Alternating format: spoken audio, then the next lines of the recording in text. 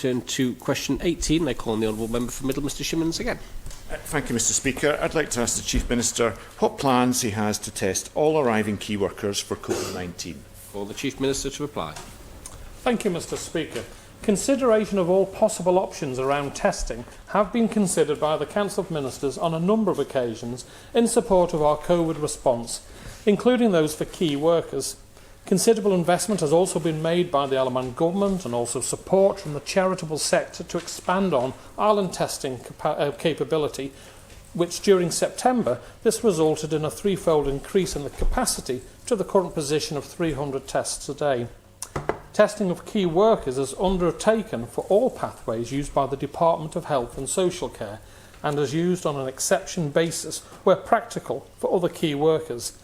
However, it should be noted that testing of asymptomatic cases at the point of entry provides limited assurance, and the exception process relies on a great number of different mitigations which are detailed under a modified self-isolation notice. However, all our policies will remain under constant review by the Council of Ministers. Supplementary question, Mr Shimmins. Thank you, Mr Speaker, and I appreciate the response from the Chief Minister and the confirmation that our testing capacity has been increased, which is significantly higher than the current level of tests that are being undertaken. The Chief Minister highlighted the question of the veracity of a test. How can we rely on a test at a particular point in time? Would the Chief Minister agree with me that the testing technology has improved significantly as we've got to know more about how to tackle this virus? And actually, if there are ongoing concerns about the veracity, we could test key workers more regularly, perhaps every 3 or 4 days, using the capacity that we now have. Chief Minister to reply. Thank you, Mr Speaker. I don't think that the test that we do at the moment and is used nearly everywhere around the world does not pick up people who aren't shedding the illness. And therein lies the problem.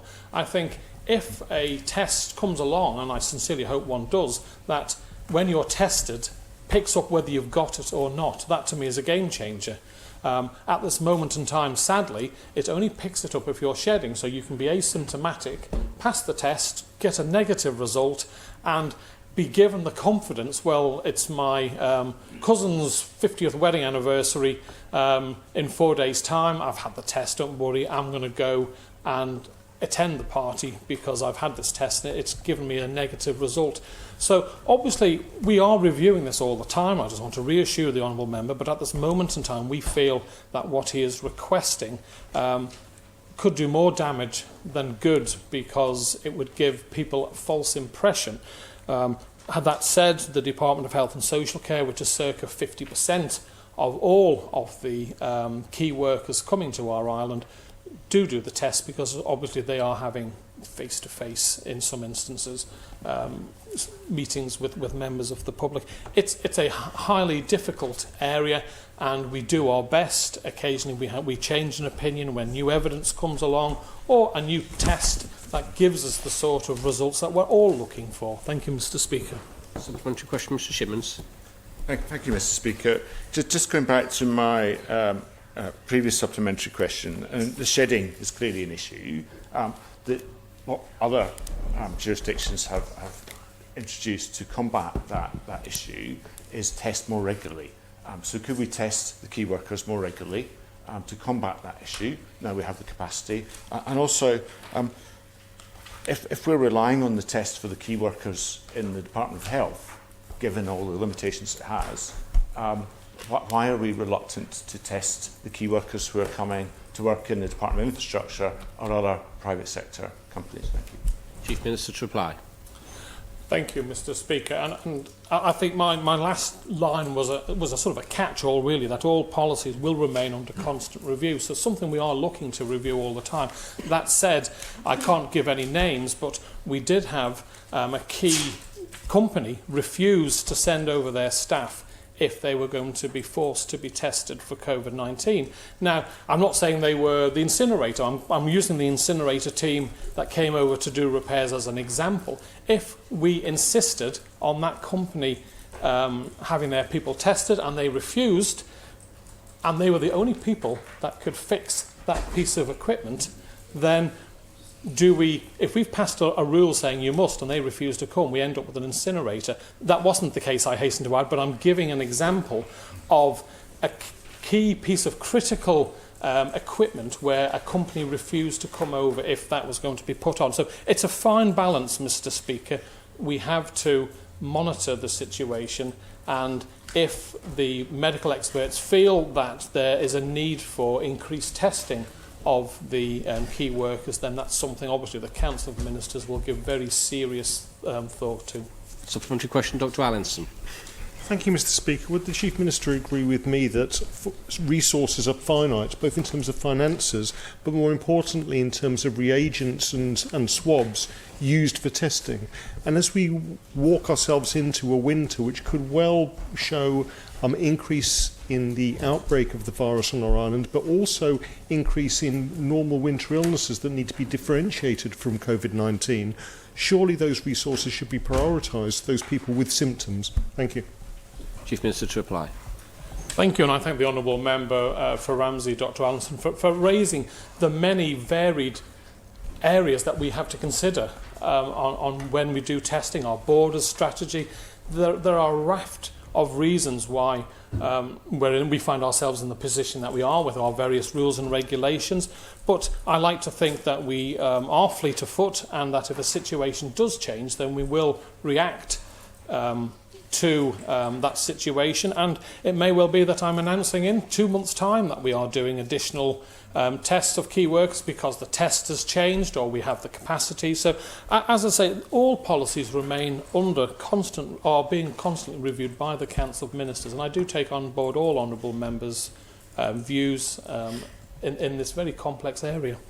Supplementary question, Mrs Corlett. Thank you, Mr. Speaker. I just ask the Chief Minister, while I don't support testing at the borders, would he agree with me that we cannot be held to ransom by companies over any of our regulations? Thank you. Chief Minister to reply.